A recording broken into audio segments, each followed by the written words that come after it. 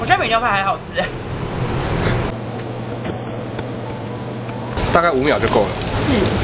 4、5，好，这样就可以起来了。Hello， 大家好，我是瑞。那今天要来教大家怎么样去煎鸭胸。上一期影片我们提到牛排要怎么煎，我们要先煎上色，然后有梅纳反应再做焦淋。一样的做法，我们可以把它延伸到各种的动物上面，不管是鸡、猪、鸭都可以用类似的方式去处理。但是每个动物它多少还是会有需要注意的细节，所以我们今天就带来鸭胸来跟大家分享怎么样去处理它吧。那废话不多说，我们就直接开始吧。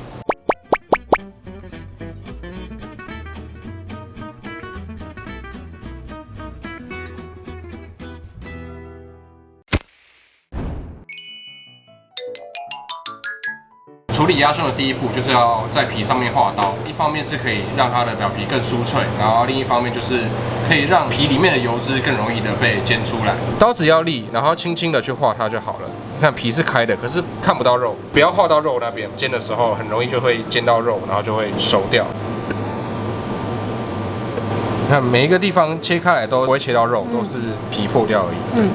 那再来就是画另一个方向。那如果家里刀子可能没有这么利的话，可以用美工刀。啊，真的、哦？美工刀一定是利的嘛，而且刚好适合做割这个动作。我们画完10次之后，它会长这样。都没有看到肉，这样子就是画好了。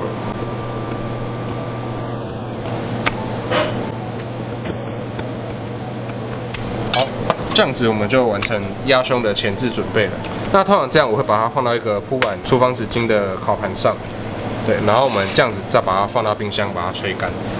吹干。对，就是直接这样子放入冰箱之后，它的表皮就会被稍微的风干，可以放1个小时以上，那到1天2天都没有问题。放在冷藏。对，放在冷藏就好。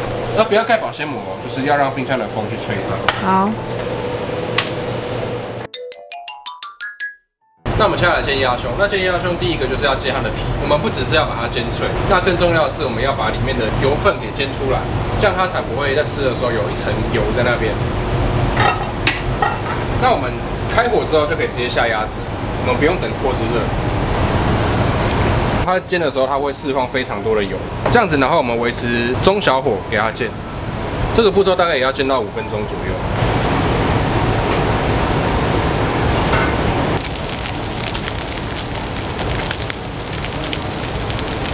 那在油开始煎出来的时候啊，我们要时不时把里面多余的油倒掉，因为它油分真的太多了。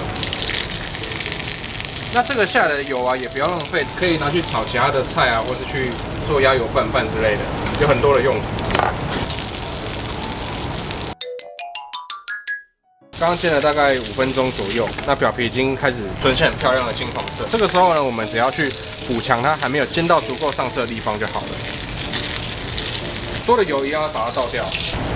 这是我们煎了5分钟来的鸭油，表皮完整的上色之后，我们先把它拿到旁边备用。这个时候，我们锅子开大火，把它烧热。鸭肉的表皮撒盐巴。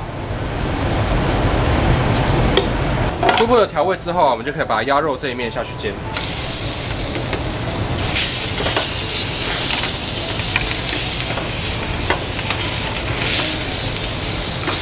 鸭肉通常是吃全熟吗？通常是吃7分熟。肉面煎到稍微一点点上色就好了。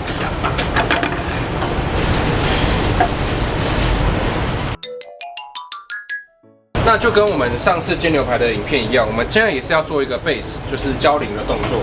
在锅子里面先放一点刚刚的鸭油，跟上次一样加奶油，让它呈现均匀的起泡的状态。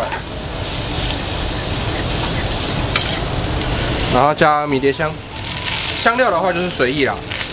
那我这次是只用迷迭香而已。一样油呈现均匀的起泡状之后啊，我们就可以把鸭胸放下去。放在迷迭香上面。对，让它皮不要太直接接触锅子，因为那一面我们已经煎很久了。这个也是要算它的次数哦，一面呢先焦淋40下左右。因为刚刚我们皮面煎的比较久，肉面的话它温度没办法传导这么快，所以我会把它翻过来，泡在油里面。这个时候火可以关掉，然后我们数10秒。5、6、7、8、9。10。好，这样子就做完第一次的煎，然后把它放到旁边休息。跟上次一样是休息5分钟，5分钟之后我们再来做第2次的浇淋。鸭胸它熟的比牛排快一些，所以我们这次浇淋啊，不用像上次牛排3次到4次，大概2次就够了。那一样皮面朝下去淋它。那油啊，主要是淋在鸭胸前段这个部分，因为后段比较薄，后段不需要太多的温度吃进去。淋完之后一样转过来泡一下，泡了10秒吗？大概5秒就够了。1、2、3、4、5。好，这样就可以起来了。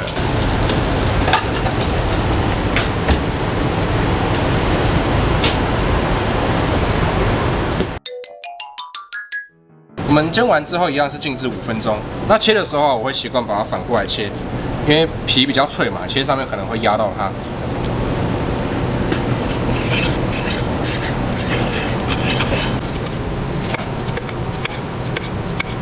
完美熟度的7分熟鸭胸。哎，这不用了哈。你们去吃啊，去吃。哇，但它的皮超脆的，我觉得比牛排还好吃。做法也比牛排简单一点。